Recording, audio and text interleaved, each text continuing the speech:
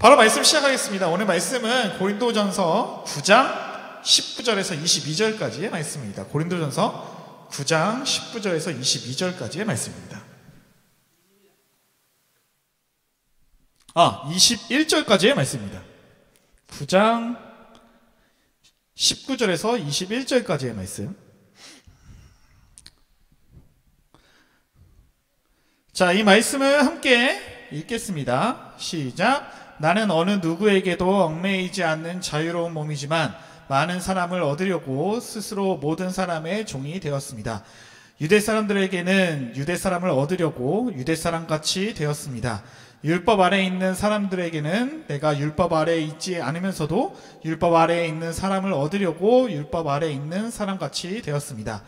율법이 없이 사는 사람들에게는 내가 하나님의 율법이 없이 사는 사람이 아니라 그리스도의 율법 안에서 사는 사람이지만 율법 없이 사는 사람들을 얻으려고 율법 없이 사는 사람같이 되었습니다. 아멘. 말씀이 최근에 했었던 말씀이죠. 근데 요거는 오늘 말씀은 좀 말씀을 깊게 들어간다기보다는 조금 제가 여기 와서 설교했던 내용들이 거의 대부분이 약간 이게 말씀인가 아닌가 할 정도 좀 헷갈리는 부분이 있을 수도 있긴 하지만 이게 우리가 신앙을 쌓아감에 있어서 약간 뭐라고 해야 될까요? 쌀밥 있으면 약간 잡곡밥처럼 약간 특강 같은 느낌으로 또 진행해 보려고 합니다. 그래서 오늘도 좀 이제 공부를 좀 하면서 준비해 봤으니까 함께 이 시간 이 주제를 가지고 함께 은혜 나누길 원합니다. 오늘날 우리가 젊은 세대, 저는 젊은 세대고요. 저는 확실히 젊은 세대고, 젊은 세대들의 특징이 하나가 있다면 뭐가 있냐면은 발전된 그런 IT 기술을 그런 문명들을 가장 빠르게 익숙하게 다룰 줄 알고 그것을 또 일상 가운데서 이렇게 누리면서 살아가는 그런 세대죠. 그렇죠? 그래서 이 젊은 세대를 이해하려고 노력하는 것은 어떤 것을 의미하냐면은 오늘 이 시대의 그런 유행이나 이 시대가 어떻게 흘러가는지에 대한 흐름 같은 것들을 이해하는 것일 수도 있습니다. 예.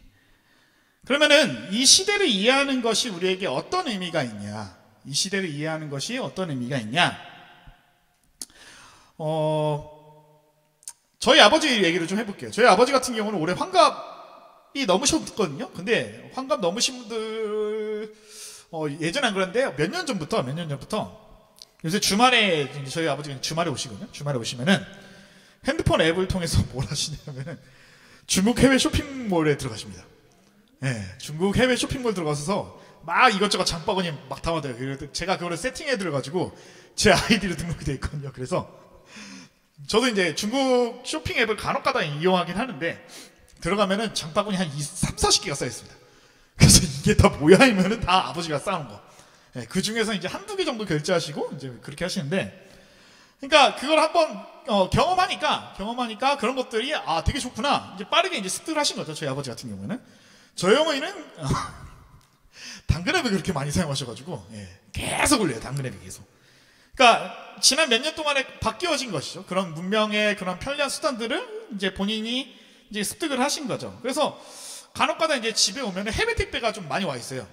제가 시킨 것도 아닌데 보면은 이제 아버지가 시킨 것들이 이제 간혹가다 온다는 것이죠.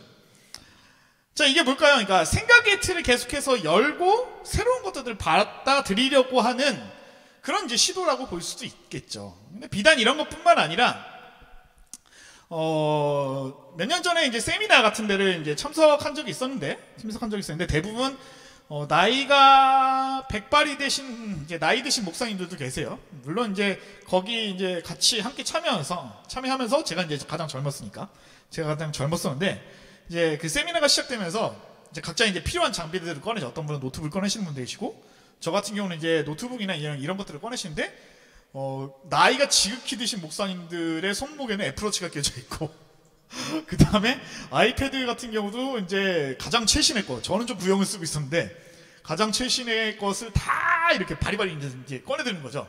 예.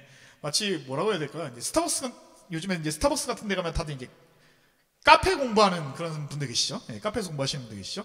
이제 그런 장비들이 우르르 나오는 거죠. 이제 그런 분들을 보면서.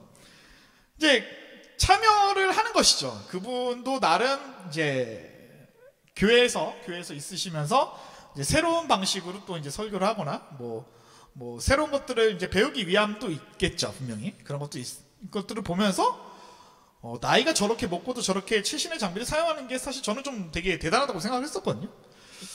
나이가 먹을수록 사실 우리가 생각이 굳어지기 쉽습니다. 본인이 경험했던 가치로 그것이 굳어지기 쉽죠. 지난주 설교에서도 말씀하시고 또 묵상을 하면서 들었던 이제 묵상 중에 하나는 뭐냐면은 기독교인이 그 어떤 사람보다 수용성이 넓어야 한다고 그런 생각을 해봤습니다.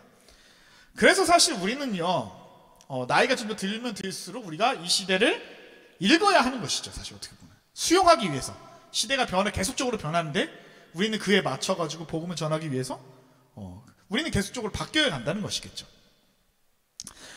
계속해서 제가 IT 관련된 이제 이야기를 했지만 이 시대가 어떤 흐름으로 가는지 알아야 우리가 이 시대에 적절한 방식으로 존재할 수가 있다는 것입니다. 그리고 더 중요한 것은 뭐냐?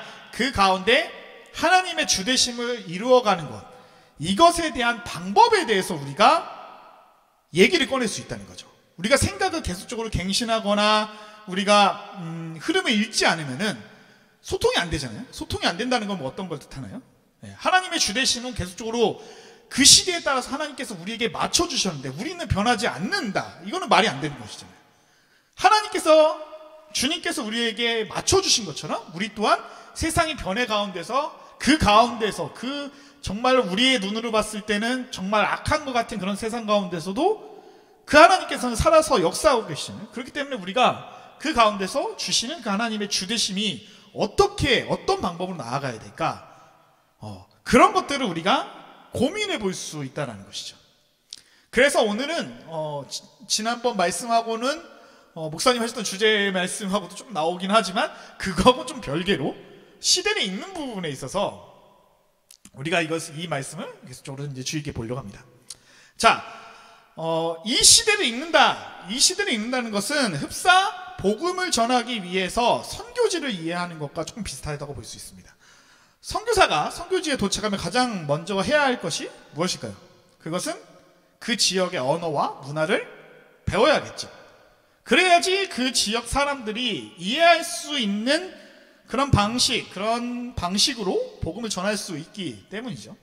그와 마찬가지로 우리가 시대를 바로 이해하는 것은 뭐냐? 이 시대에 하나님의 주되심을 이루는 것, 우리의 일상의 사명을 잘 감당하기 위한 준비라고 볼 수가 있습니다. 우리가 일상의 선교사로서 그리고 그러한 선교적 사명을 잘 감당하기 위해서 우리의 삶의 현장과 또 우리가 만나는 사람들을 이해해야 되고 그 속에서 그리스도인됨을 실현해야 한다는 것이죠. 그래서 오늘은 말씀 읽기보다는 시대 읽기로 중점을 계속해서 맞춰볼 텐데요.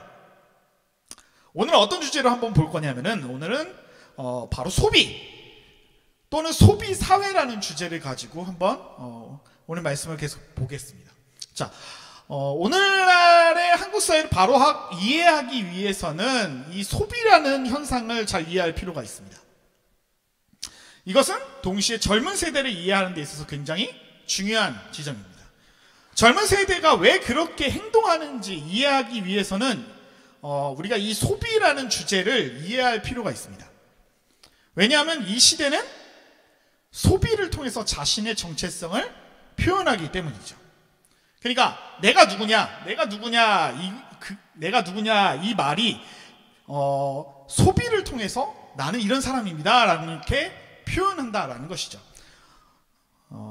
작년에 목회 데이터 연구 통계조사에서 2030 세대 청년들의 72%가 내 인생의 목표는 물질적 풍요이다 라고 대답을 했습니다.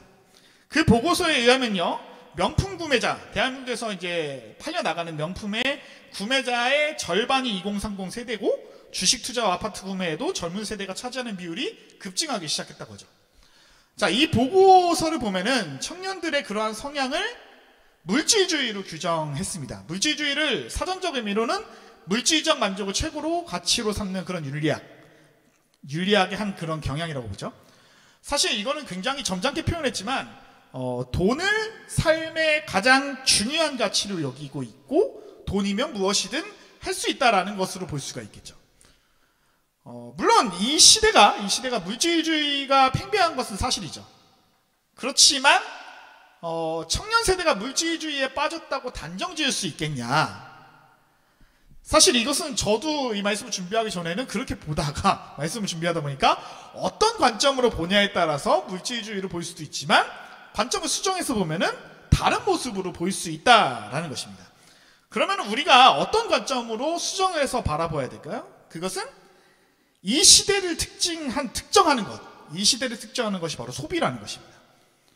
오늘날 한국 사회를 특징 짓는 이 소비라는 현상을 어떻게 받아들이냐에 따라서 이 통계조사에 대한 평가가 달라질 수가 있다는 것입니다. 자, 이 소비라는 현상을 어떻게 이해하느냐? 과거의 이야기를 조금 해볼게요. 서양 역사에서 자본주의가 시작될 때, 그러니까 당시의 경제 중심은 어떤 활동에 있었냐면은 바로 생산 활동에 있었습니다. 자본주의는 생산 활동에 주가 있었습니다. 그러니까 얼마나 더 많은 물품을 더 빨리 생산하냐, 그게 가장 큰 과제였죠. 이러한 대량 생산에 성공한 나라들이 지금 현재의 경제적으로 선진국이 되어 있다라는 것이죠. 그런데 자본주의 경제가 고도로 발전한 지금은 어떨까요? 지금은 상황이 굉장히 많이 달라졌습니다. 오늘날은요, 기술과 경제 시스템이 발전해서 수많은 기업들이 엄청난 양의 물품을 생산해내고 있습니다. 그래서 얼마나 많이 생산해낼 것이냐의 문제는 더 이상 문제가 아니라는 것입니다. 지금 문제는 뭐냐 하면은 너무나 많은 물품이 생산되고 있다라는 것이죠. 그러니까 그 물건을 어떻게 팔 것이냐, 어떻게 소비할 것이냐가 더 큰 과제가 되었다는 것입니다. 이렇게 소비가 경제의 중심이 된 오늘날의 자본주의를 가리켜서 소비자본주의라고 이렇게 부릅니다. 그러니까 이 분야의 대표적인 사상가가 프랑스 철학가인데 사회주의 학자였던 장 보드리아라는 사람인데요. 1970년에 출간한 소비의 사회라는 책이 고전으로 읽히고 있습니다.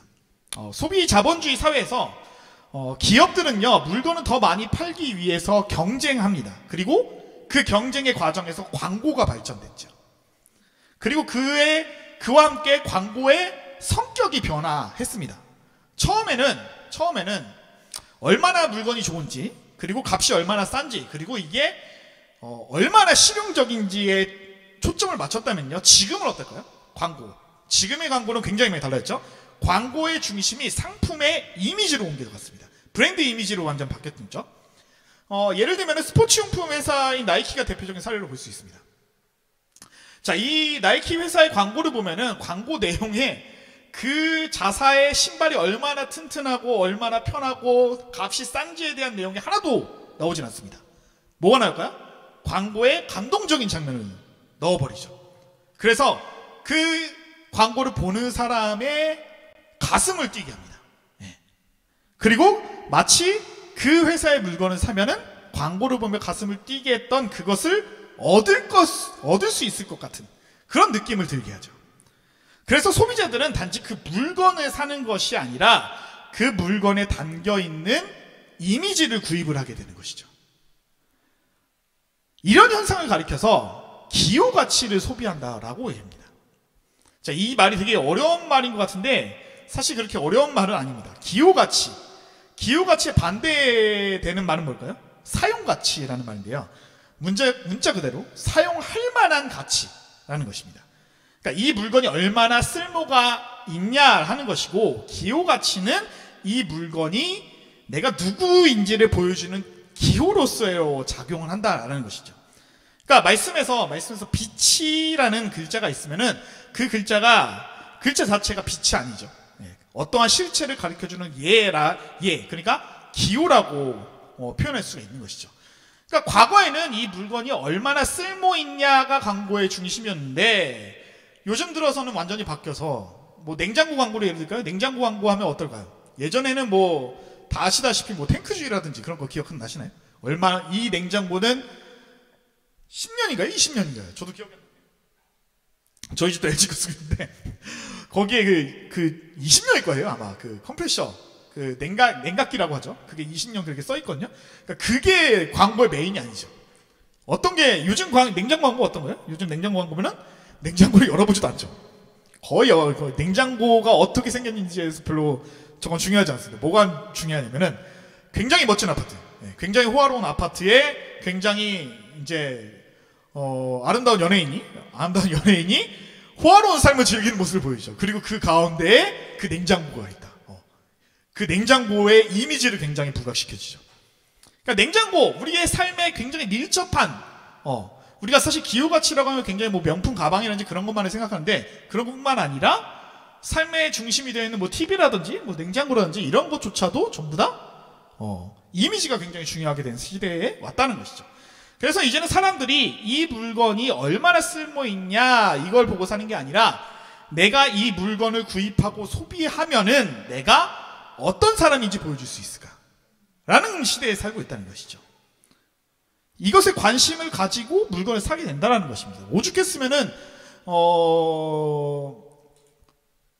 애플이라는 기업은 다 아실 겁니다. 애플이라는 기업. 오죽했으면 애플이랑 스타워스 관련해가지고 막 이제 인터넷에 들은 얘기를, 오가는 그런 얘기들을 들어보면은, 뭐, 소위 애플의 맥북이죠. 애플의 맥북이, 스타벅스 입장권 같은 느낌. 맥북 미만 뭐 출입금지. 인터넷에서는 그 정도로 사람들이, 젊은 세대들이 그런 가치들이 그렇게 표현이 되고 있죠. 맥북. 그러니까 스타벅스 들어가기 위해서는 최소 맥북이라는 출입금지. 뭐 이런 식으로 장난 아닌 장난으로 그런 식으로 표현하겠는데, 그러니까 애플이라는 기업의 이미지가 그렇게 된 거죠. 뭐 성능 뭐 이런 거 다 떠나서, 그러니까 이미지 자체가 그렇게 됐다는 것이겠죠. 최근에도 이제 일을 하면서 어떤 분하고 얘기를 하다가 명품 가방에 대한 얘기가 나왔어요. 사실 저는 이제 명품 가방 한 번도 소유해 본 적이 없지만, 명품 가방에 대해서 얘기했는데 여성분이셨어요. 여성분이신데 한 남성분이 그 여성분을 좋아하셨나 봐요. 그래서 제가 이제 20대 초반인데 한 300만 원짜리 가방을 이렇게 선물 주신 거예요. 그래서 그분의 어머니께서 쳤냐고 약간 욕을 하면서 다시 당장 되돌려주고 오라고. 그래서 옆에서 보다가, 그러한 이제 사건이라는 걸 보다가, 야, 내가 부모라도 진짜 저렇게 하겠다, 진짜. 그러니까, 한편으로 그런 생각이 들거든요. 아들 가진 부모는 진짜 가슴이 미어지겠다. 자기가 좋아하는 여자를 위해서 그 기호가치의 물건 하나죠. 300만원짜리 가방. 요만하거든요? 백이 되게 조그마던데 보니까?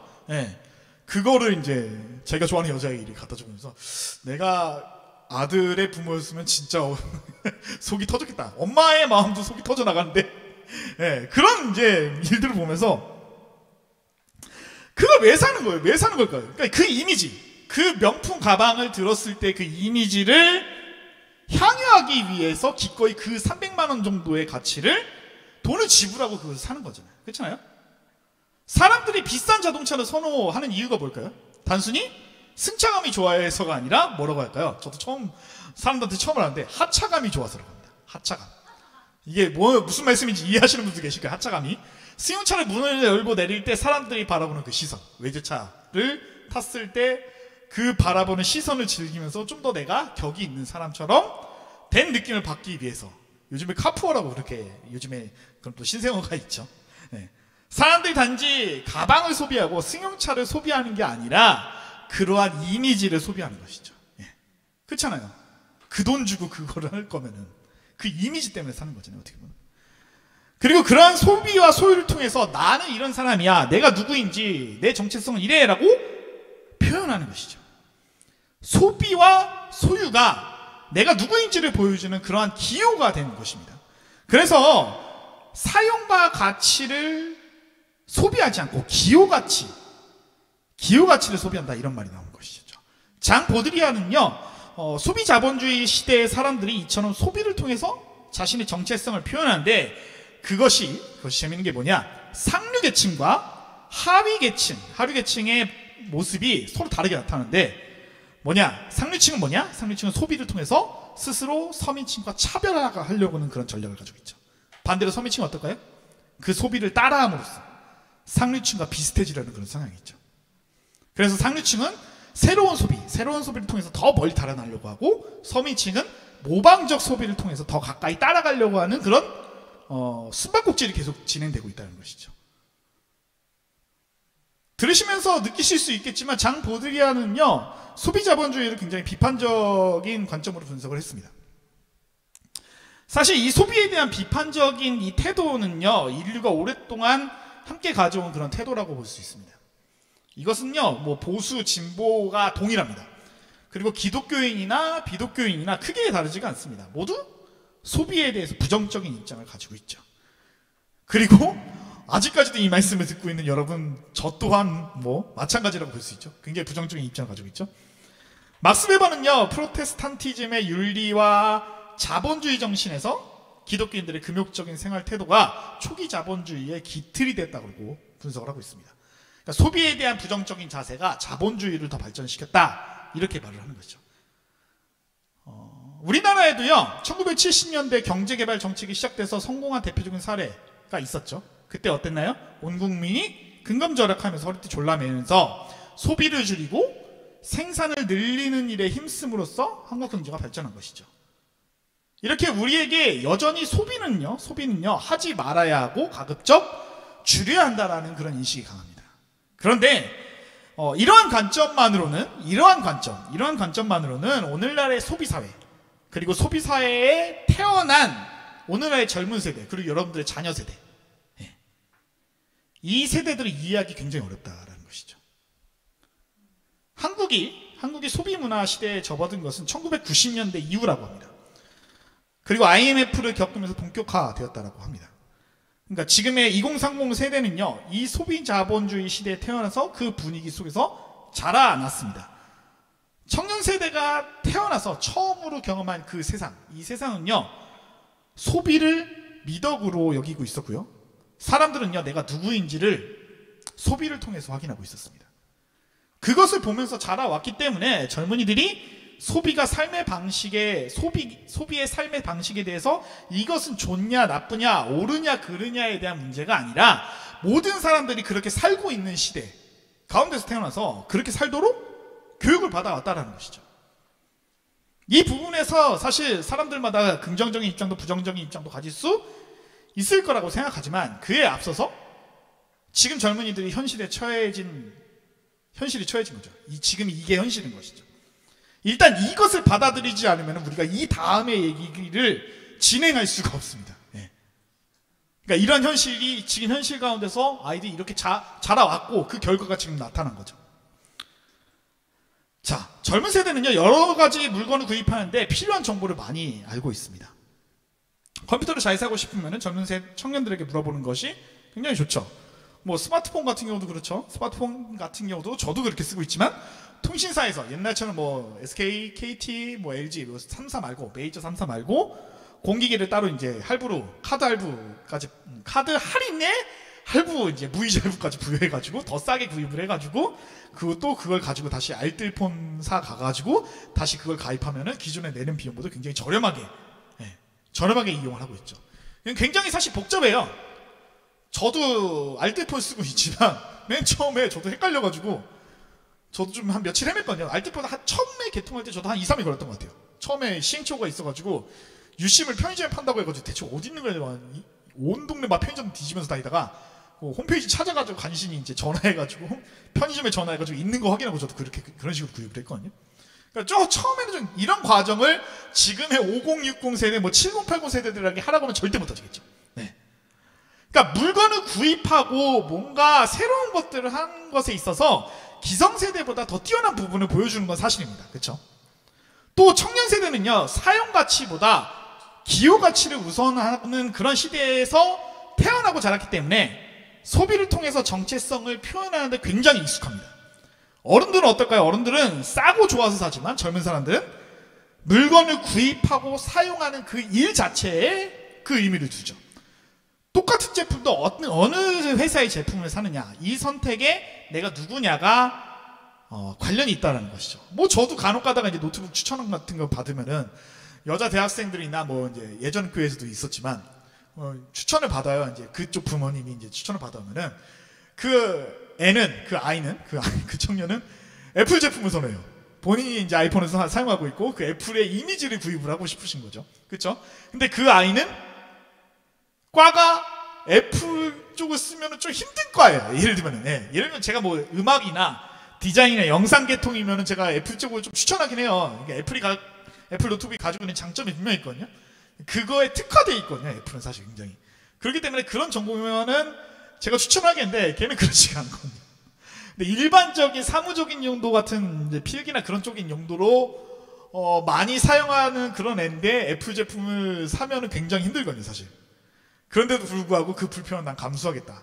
예. 상당히 그리고 애플 뭐 요즘에는 좀 달라지긴 했지만 그래도 이제 그런 부분에 대한 이제 고찰들, 예, 뭐 여러 가지가 있죠. 자, 소비에 대해서 계속 얘기하고 있는데요. 우리가 사실 소비를 하기 위해서는요, 돈이 필요합니다. 그렇죠? 돈이 필요하죠. 돈이 필요한데 스스로 벌든 또는 어떤 방법이 있어요. 투자를 해서 벌든 아니면 상속을 받든지 간에 일단 돈이 있어야지 소비를 할 수 있죠. 네, 돈이 있어야지 소비를 하죠. 그러니까 젊은 사람들이 물질적인 충족을 추구하는 것은 매우 당연한 일이 되어버렸습니다. 네. 소비를 통해서 내가 누구인지를 실현하려면 소비를 위해서 돈이 필요하잖아요. 그러니까 당연히 물질적인 풍족을 추구할 수밖에 없는 것이죠. 사실 기성세대도 물질적인 풍요를 추구하고 젊은 세대도 물질적인 풍요를 추구하는데 이 점은 같지만 그 이유가 다르다는 것이죠. 다시 목회데이터 연구소로 통계로 돌아가 보면 이런 질문이 있습니다. 다음 질문에 화면 한번 넘겨주시겠어요? 제가 질문 이제 회색 화면인데. 네, 감사합니다. 다음 질문은 그렇다 또는 아니다라고 대답을 이제 질문 던졌습니다. 뭐라고 질문했냐면 첫 번째 질문은 물질적으로 풍요해지는 것이 내 인생의 가장 중요한 목표 중 하나다. 네. 그것만이 내 인생의 중요한 목표다가 아니라 이렇게 물은 것이 아니라 물질적으로 풍족해지는 것이 내 인생의 가장 중요한 목표 중에 하나다. 두 번째 질문은 뭐냐? 더 많은 것을 구매할 수 있는 경제적 여유가 생긴다면 나는 더 행복해질 것이다.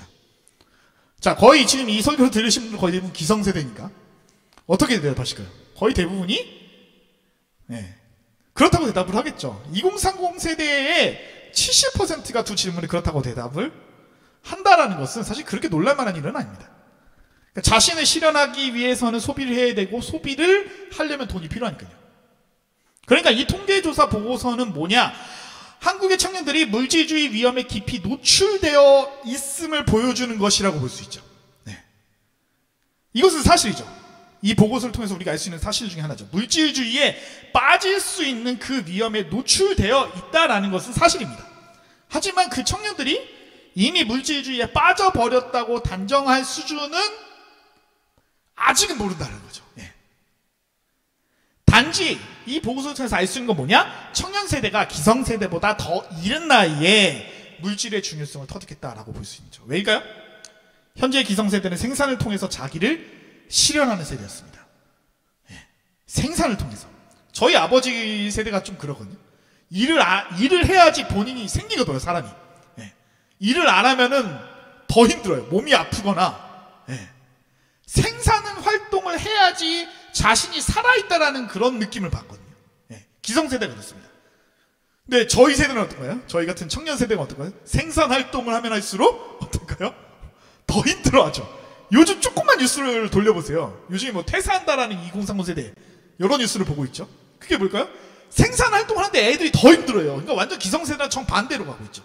근데 그 사람들 유튜브를 조금만 돌려보시면 알고리즘 따라서 가보면은 소비하는 사람들의 대부분이 2030 세대입니다. 뭐 지르고, 네. 뭐 지르고 장비 지르고 뭐 이런 것들 보면 대부분 그렇거든요. 네. 어떤 일을 하냐? 기성세대는 어떤 일을 하냐? 무엇을 하냐? 생산을 통해서 자기를 실현하는 시대에 태어났기 때문에 소비를 좀 덜 하더라도 그게 내 정체성과 큰 문제가 없었다라고 볼 수 있죠. 그래서 기성세대는 소비에 대한 관심이 상대적으로 좀 적습니다. 그런데 젊은 세대는 뭐냐? 소비를 통해서 자기를 표현하는 시대에 태어났죠. 그러니까 이 물질의 중에서 더 빨리 터득하는 게 당연한 것이죠. 소비해야 하니까. 그러니까 이것을 단지 비판적으로 청년들이 물질주의에 빠져버렸다 이렇게 읽은 문제라는 건 아니라는 것이죠. 그러니까 이 현상 자체가 굉장히 자연스러운 것이라고 볼 수가 있습니다. 그렇게 읽을 수가 있다는 것이죠. 그렇다면은 우리 과제가 뭐냐 이제는. 우리의 과제가 뭐냐. 그러면은 이제 이렇게 생각하실 수도 있을 거예요. 소비를 해야 돼. 이런 식의 질문을 던질 수도 있겠죠. 이 수준이 아니라 청년들이 더 이상 물질주의의 무방비 상태로 빠져들지 않으면서도 다른 소비를 통해서 그들의 존재를 실현할 수 있으면 없을까? 어떻게 도울 수 있겠냐? 그런 소비에서. 이 점을 고민해야 할 때가 아닌가 생각해 봅니다. 현재 이음교회는 청년 세대가 없습니다. 저는 청년 세대라고 말을 해야겠죠. 결혼하기 전이까지. 굳이 청년들이 없는데 이 설교를 하는 이유가 뭘까요? 청년들을 이해 못하면서, 청년 세대에 지금 현재 일어나고 있는 이 현상을 이해하지 못하면서 여러분들의 자녀 세대, 짧게는 하야 초등학교 1학년서부터 높게는 고등학교 2, 3학년까지 있나요? 이해할 수 있을까요? 5년, 몇 년 지나면 또 이게 그때까지 지금 대부분 이 상황이 그때 가서도 지속되고 그걸 넘어갈 수도 있는데, 그러니까 지금 정도 수준에서 이해해야지 아이들이 우리가 원튼 원하지 않든 간에 소비 자본주의 시대에 태어났기 때문에 이미 저희랑 생각이 굉장히 많이 다를 겁니다. 주위에 아이가 중고등학교만 올라가도 여자아이 같은 경우는 주변에 뭐가 있을까요? 명품 신발 같은 거 다 신고 다니겠죠, 기본적으로. 요즘에 뉴스에서만 조금만 봐도 그런 것들 나오잖아요. 그런 자녀 세대들의 얘기를 들어보면은 저는 좀 약간 좀 낀 세대라서 좀 틀리겠는데, 저도 최근에 10만 원 이상 넘어가는 신발을 거의 안 사봤거든요. 요즘에는 한 30만 원, 40만 원 그냥 우습게 넘어가더라고요. 아이들 신발 사는 거. 그런 세대, 그게 당연한 세대. 저는 좀 이해가 안 되지만 이미 그 세대는 그렇게 가고 있어요, 이미. 지금 우리가 이 문제에 대해서 소비를 해야 되냐 말아야 되냐가 문제가 아니라, 이 아이들이 조금 더 하나님의 주대심을 이루는 그런 소비가 어떤 거냐, 이렇게 선회할 수 없을까요? 주님께서 우리를 이해하셨듯이 우리 또한 이 세대를 이해하면서, 그러면 이 시대를 바라보면서 하나님께서 이해하시고 우리가 그 답을 찾아가면서 하나님의 주대심을 이룰 수 있는 그런 소비가 뭘까? 그런 것들을 찾아갈 수 있지 않을까? 그런 것들을 고민해 볼 수 있지 않을까라는 생각을 해봅니다. 이 주제가 사실 굉장히 힘든 주제입니다. 왜냐면은 여태까지 내가 알고 있던 그런 사고들을 다 내려놓고 제로에서 봐야 되기 때문이겠죠. 이게 왜 힘들까요, 사실? 그러면 역사 이야기를 좀 해볼게요. 서양에서 자본주의가 시작된 것이 대략 16세기경으로 봅니다. 그리고 18세기에 산업혁명이 일어나서 생산력이 극도로 발전해 왔고요. 20세기 후반에 이르러서는 소비 자본주의가 시작이 됩니다. 이 말은 뭘까요? 서양에서 자본주의가 시작돼서 그것이 소비 자본주의 체제로 발전하는데 약 400년 정도 흘렀다고 봅니다. 산업혁명에서 시작해도 200년이죠, 그렇죠? 200년 정도 원입니다. 근데 한국은 어떨까요? 이 과정이 너무 빨리 일어납니다. 한국의 자본주의가 시작된 것이 불과 100여 년 정도로 보고 있거든요. 개헌과 함께 시작되고 보고 있고요. 그리고 1970년대 본격적인 경제 개발이 시작된 것도 지금으로부터 1970년이 대략 50년이네요. 벌써 그렇겠네요. 네. 이런 말을 하면 되는데. 자, 그러니까 서양에서 수백 년, 몇 세대가 걸쳐서, 한 2, 3세대 걸쳐, 3세대, 4세대 걸쳐 일어날 그런 일들이 한국에서는 기성세대 한 사람이 일생 동안 다 일어나 버린 겁니다. 그러니까 지금의 기성세대들이 자본주의에 지금 약간 나이가 지극히 높으신 노인분들 같은 경우는 자본주의부터 산업혁명, 소비자본주의 시대까지 다 겪어버린 거죠. 그러니까 기성세대 입장에서는 사실 청년들이 잘 이해가 되지 않을 수밖에 없습니다. 사실. 그게 현실이죠. 왜냐하면 수백 년에 걸쳐 일어난 일을 본인 생애 안에 다 일어났으니까 말이죠. 어떻게 보면은 우리는요, 18세기 산업혁명 이전에 살던 사람이 타임머신을 타고 와서 200년 건너뛰어서 21세기에 와 있는 것과 같죠. 모든 기성세대의 처지가 그렇다는 것입니다. 그만큼 이 한국 사회 가운데 엄청난 변화가 우리 생애에 압축적으로 일어났기 때문에 이것을 이해한다는 것은 굉장히 어려운 일입니다. 자, 그렇다면 우리가 이 소비에 대해서 어떤 태도를 가져야 될까? 이것은요, 신학적으로 굉장히 중요한 문제입니다. 어떤 태도를 가져야 될까요? 소비를 선하게 이분법적으로만 바라보면 안 됩니다.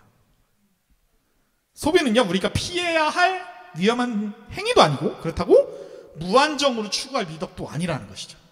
소비는 그저 뭐냐? 이 시대의 삶의 방식일 뿐이다. 이렇게 우리가 시작해 보면 좋을 것 같습니다. 그러므로 우리가 소비에 대한 질문을 단지 소비를 해야 하냐 말아야 되냐, 또는 소비를 늘려야 되냐 줄여야 되냐, 이것 또한 굉장히 중요한 질문이긴 하지만 거기서 그치는 것이 아니라 어떤 소비를 하냐, 어떤 소비를 하냐, 소비를 어떻게 해야 할까, 이렇게 질문을 우리가 바꿔야 한다는 것이겠죠. 다시 말해서 우리는 소비를 통해서 어떻게 하나님의 주되심을 이룰 수 있을까로 바꿔야 한다는 것이겠죠. 이미 여러 유형의 소비자 운동이 일어나고 있습니다. 또 여러 기독교 시민단체들이나 다른 소비를 장려하는 그런 운동이 펼쳐지고 있습니다. 이것은요, 비윤리적인 제품이나 그런 기업의 제품을 구매 혹은 또 이용하지 않기, 이와 반대로 윤리적인 제품이나 그러한 기업을 적극적으로 구매해주기, 그리고 그 기업이 윤리적인지 비윤리적인지 알기 위해서 그 기업과 제품을 철저하게 조사하기, 그리고 물건을 사고 안 사는 것에 그치지 않고 생산, 판매자와 적극적으로 소통하기, 뭐 이런 것들이 이미 소비자 운동으로 이미 많은 사람들이 진행을 하고 있습니다. 이것에 관심이 있으신 분들은 고개를 끄덕이시는 분들 계시겠지만, 이것에 관심이 별로 없으셨던 분들은 뭐야 그런 것까지 갖고 있어라고 생각할 수 있겠죠. 1998년에 브라질의 리우데자네이루에서 열린 UN 환경개발을 리우회의라고 보통 우리는 얘기하는데, 여기서 지속 가능한 소비 형태로의 전환을 주장했습니다. 그 외에도 공정거래 소비, 착한 소비, 윤리적 가치 소비 등 다양한 이름으로 교회 밖에서 또는 교회 단체에서 소비 운동이 일어나고 있습니다. 여기서 가치 소비라는 말은 소비를 통해서 나의 가치관을 드러낸다라는 것이죠. 예를 들어서 이 상품이 저 상품보다 조금 더 비싼데 성능이 안 좋아요. 또 가성비도 안 좋아요. 그럼 당연히 사람들은 가성비가 좋은 제품을 써야 하지만, 이 회사가 이 상품이 내 가치관에 부합하다면은 어떻게 해야 될까요? 가성비가 좀 떨어지더라도 다른 상품을 선택하죠. 이게 가치 소비라는 것이죠. 최근에 몇 년간 우리가 겪어봤지만 불매운동이 일어나지 않았습니까? 일본에 대한 그런 불매운동도 있었고, 또 몇 개 회사가 있었죠. 몇 개 회사가 있었어요. 직접 언급을 하지 않겠지만 우유 회사 중에 하나도 그런 언급이 있었죠. 정말 그 과정을 보면서 사람들이 정말 기가 막히게 찾아내는구나. 기가 막히게 찾아내고, 기업은 오히려 자신의 그 기업 이름을 감추고 팔고 있고, 사람들은 또 굳이 또 공장 그것까지 주소까지 찾아내가지고 이거 그 회사 제품이에요. 오히려 그 일반 네티즌들이 다 올려줘요, 그런 것들을. 그래서 이 물건은 그쪽 회사 제품입니다. 많이 이용해 있어요. 그러니까 이중적으로 비꼬는 거죠, 오히려. 굉장히 재밌는 일이 일어나고 있거든요. 가치 소비의 연장선에서 하나님의 주되심을 이루는 소비는 어떤 것일까요? 이거는 사실 모두가 함께 고민해 봐야 될 문제인 것 같습니다. 목회자 한 사람이 할 수 있는 게 아니에요. 이거는 공동체가 함께 고민해야 될 문제입니다. 어떻게 보면 목회자 한 사람보다 여러분이 오히려 더 이 질문에 대해서 좋은 그런 의견을 내실 수가 있습니다. 이런 것들을 고민하고 또 우리의 삶에 하나님의 주되심에 가까운 소비를 늘려나갈 때 우리의 자녀 세대가 그런 것들을 자연스럽게 습득하지 않을까, 그런 생각을 해봅니다. 자, 이제는 정말로 코로나가 끝난 것처럼 보입니다. 매번 끝이 아니라고 맨날 그런 식으로 반복이 됐지만 정말 끝이 나는 것처럼 보여요. 일단은, 그렇죠? 당장 이제 다음 주부터 이제 우리가 함께 모여서 예배를 드리죠. 우리의 공동체가, 이 모임이요, 이 시대를 바로 읽어낼 수 있는 그런 세밀한 시각을 형성할 수 있는 그런 모임이 되었으면 좋겠습니다. 주님과 친밀한 사귐 가운데 우리의 자신을 변화시켜가면서 이 시대를 잘 읽어내시고 또 적절히 대응해서 소비를 포함한 우리의 일상에 하나님의 주되심을 이루어가는 이음교회 사랑하는 모든 교우 되시길 주님의 이름으로 소원합니다.